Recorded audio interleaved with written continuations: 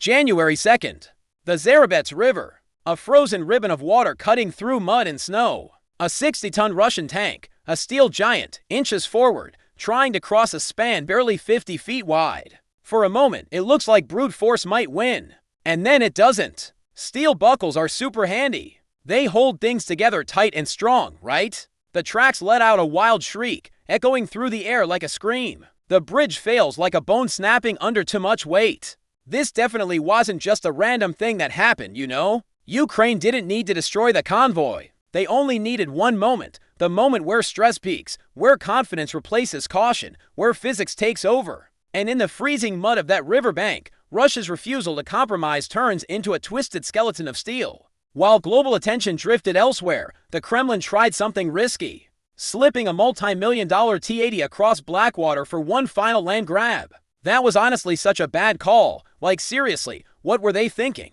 The convoy freezes in place, paralyzed, staring at the river as if it just opened its jaws. Let's take a step back and really dig into how everything unfolded, okay? It's 10:40 a.m. and I'm just chilling near the village of Yampolivka. A blizzard chews the tree line into a solid wall of white on a map. The Zherebets River looks harmless, thin, forgettable. On the ground, it's a choke point, steep banks sucking mud. Terrain that grips like wet cement. Out of the storm emerges Russia's solution. AT-80 BVM stripped, welded, and transformed into an improvised bridge layer. Half of an old steel bridge bolted onto its roof, wooden planks slapped across the top. A heavy turtle shell cage draped over everything. Meant to hide from drones, it's a Frankenstein machine, born of desperation. Russia burned through its specialized engineering vehicles long ago. The ones meant to do this cleanly, now they're sacrificing a frontline tank just to cross a river. Top-heavy, unforgiving. And when it fails, it doesn't just fail itself, it collapses the entire plan, the Russians think. The blizzard protects them. On thermal, that engine burns like a flare. On Ukrainian tactical maps, this riverbank isn't a crossing, it's a kill zone. And Moscow is betting everything on a bridge built from welded optimism and bad math. Ukraine has been watching for days. 10:25 a.m. Inside the lead vehicle, the Russian commander watches a thermal screen. Snow erases the tracks behind him. In his mind, the storm has blinded the sky. Confidence floods in. He orders the convoy forward. But 3 miles away, underground, a Ukrainian team watches the same storm through different eyes. Thermal eyes. They've tracked this route for 72 hours. The first move goes out for standard FPV drones. Cheap scouts. Disposable. Fast enough to find the lead vehicle. Through the drone feed, the world is grainy gray. Snow streaks past. The target glows faintly through the mud. Then the Russians respond. Electronic warfare lights up the air. Pole-21, R33OZH. The signal doesn't fade, it dies. Screens turn to static. 3 feeds collapse instantly, drones tumbling uselessly into the snow. Inside the Russian column, the mood shifts, crews cheer, laughter over the radio. The sky is ours. That confidence is exactly what Ukraine wanted, because Russia just revealed its hand. Next, the Russians deploy fiber-optic drones, tethered eyes immune to jamming. Clear vision slides across the riverbank. From their feed, the crossing looks manageable. The T-80 crawls forward. Hydraulics groan. Steel begins to extend.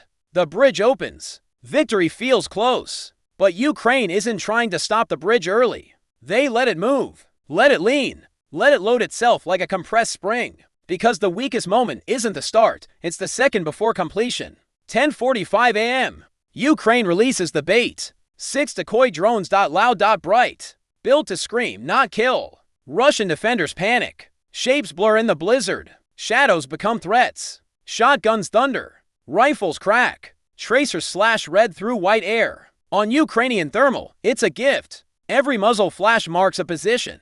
Every warm barrel becomes a beacon.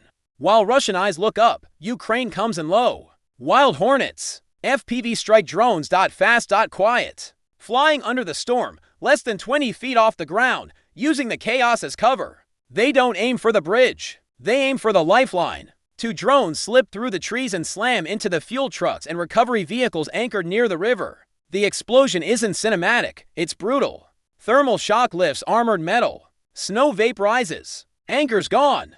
Recovery gone. Stability gone. The bridge tank stands alone, 60 tons leaning forward with nothing to save it. The Russian commander makes the fatal call. He orders the bridge to continue. Russia still believes brute force can solve anything. 10:51 a.m.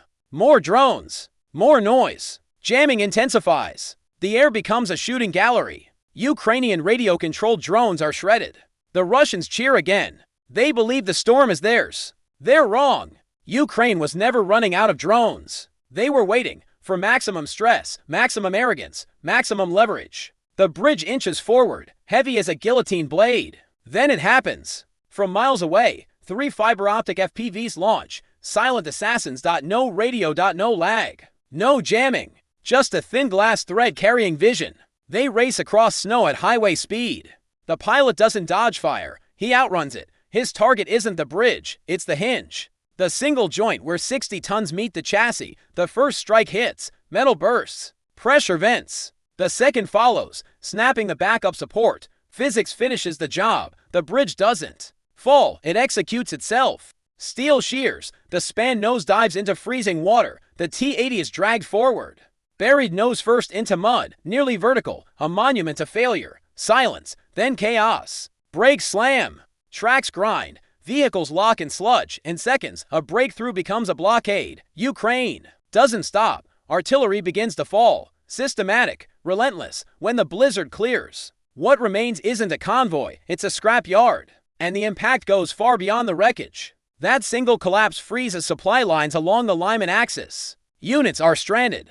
Fuel runs dry. Ammo stalls. Recovery becomes impossible. Ukraine traded a handful of drones for millions in disabled armor and weeks of paralysis. That's not a battle. That's an execution.